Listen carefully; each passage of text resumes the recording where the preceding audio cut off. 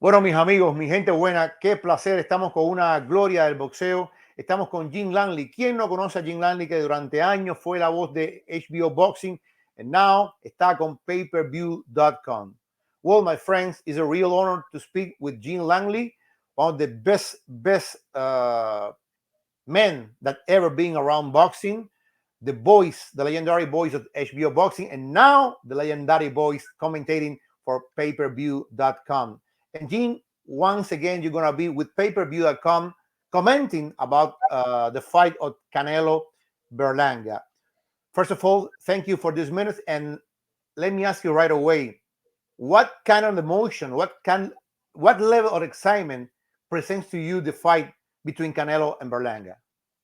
Well, obviously, I've covered Canelo for a substantial portion of my career. I can remember when he was a fledgling, when he was just coming up, and he's been around a long time. Has made a historic imprint on the sport.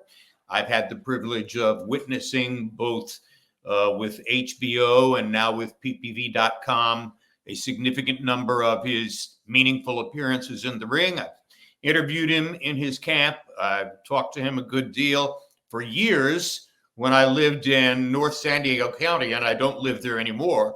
But for several years in North San Diego County, he was my neighbor. And I would go to the grocery store and bump into his senior trainer, Chepo.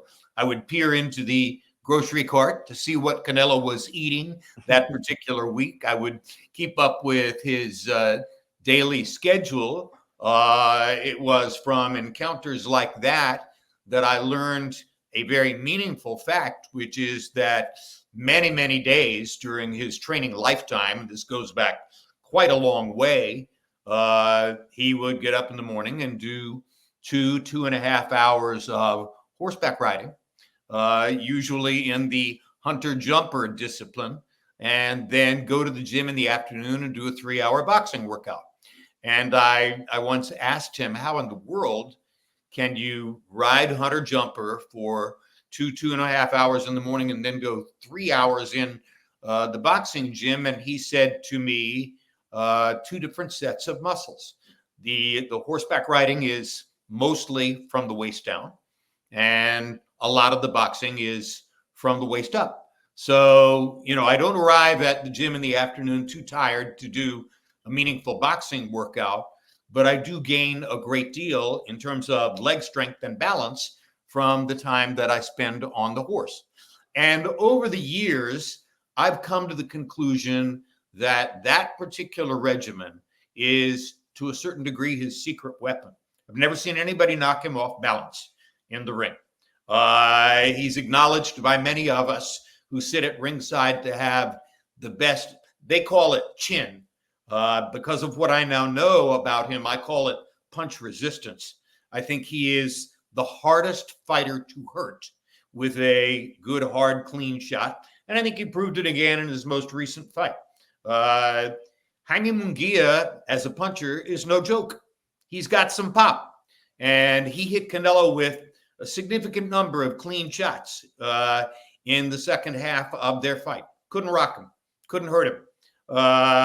Couldn't change Canelo's command and his approach in any way, shape, or form. So I think that's his biggest asset as a fighter, though he has many. He's multidimensional, and I feel privileged to have lived near him for a period of several years and to know how important that horseback riding experience is in having made him the fighter that he is. Now, you mentioned Munguia, and Munguia, my opinion, is way better than Berlanga.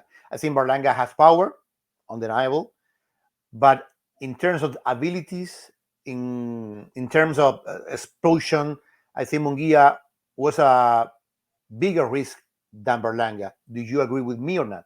Yes, absolutely. And, it's fascinating that Canelo can fight a fighter who began his career with 16 consecutive first-round knockouts, and almost every thoughtful and meaningful observer at ringside dismisses that as matchmaking and does not see it as proof that Berlanga is some otherworldly puncher or attacker. He is a good puncher and attacker. But if there's one asset you can bring into the ring against Canelo Álvarez that is not going to get you to the promised land, it's punching power. He's proven that throughout his career. He can take the shot. He can deflect the shot. He has the footwork to stay away when he wants to. And as I mentioned, I agree with you. I think Munguia is more dangerous than Berlanga. He's certainly more multi-dimensional. And he was not in a position to win the fight. Let me tell you this. And I know I interviewed Berlanga a couple of times. I don't know if matchmaking or not, but when things get ugly for Berlanga, when the competition was, higher, we will see. You remember the fight when he bite the ear of some opponent. I don't know if Berlanga have the mental toughness. Yeah.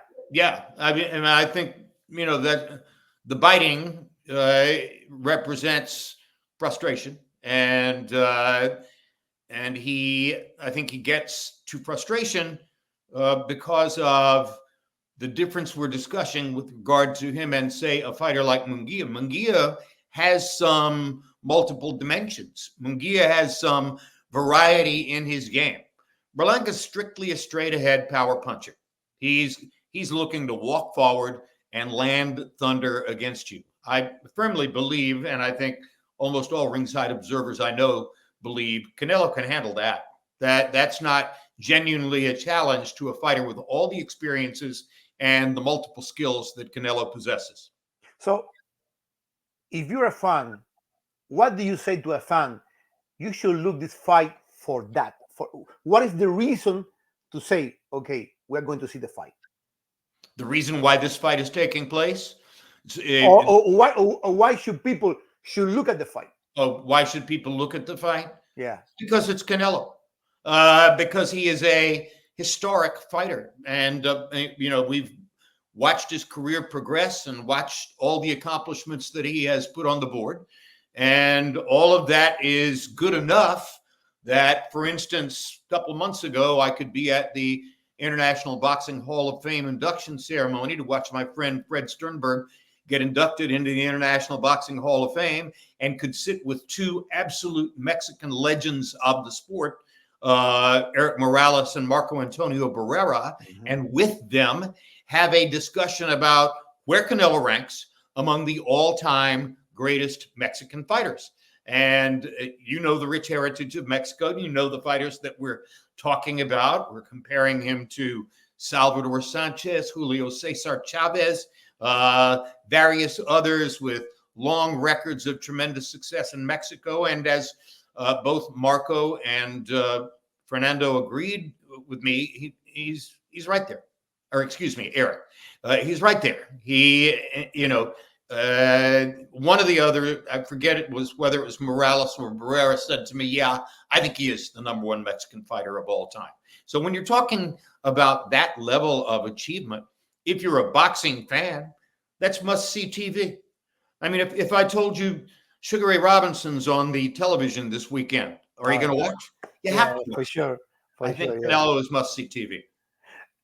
Let's dream for a little while. Let's say that you are the trainer of Berlanga. What Berlanga should do, speaking about all what you another weapon. They've got 2 months plus to try to get ready for the fight.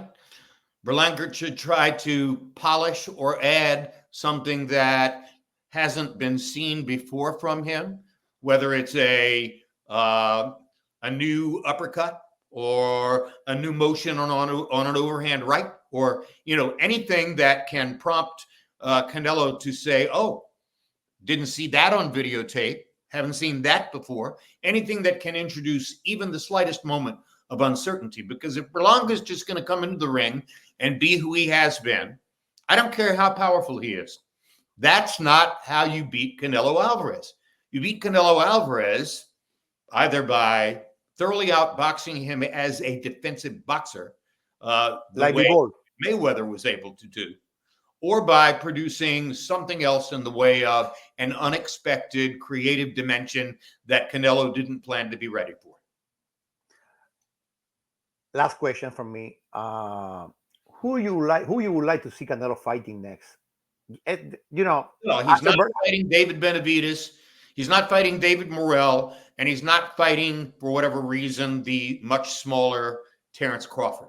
But I think fans would much rather see any of those three fights than to see him against Berlanga. And I say that not to insult Berlanga. Maybe it'll motivate him if he knows that people say that kind of thing. But I think most boxing fans, the overwhelming majority, are sophisticated enough to realize Berlanga has not shown the kind of variety in his game or multiple dimensions that it takes to beat a fighter like Canelo Álvarez.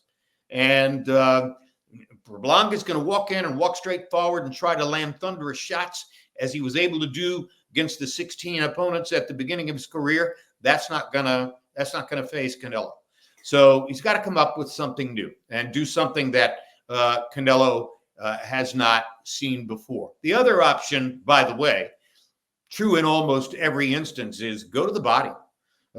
Try to land something in the way of thunderous body shots, because Canelo's chin is proven. And it's a rock. So if you're going to get him, maybe you can get him in the belly or the rib cage.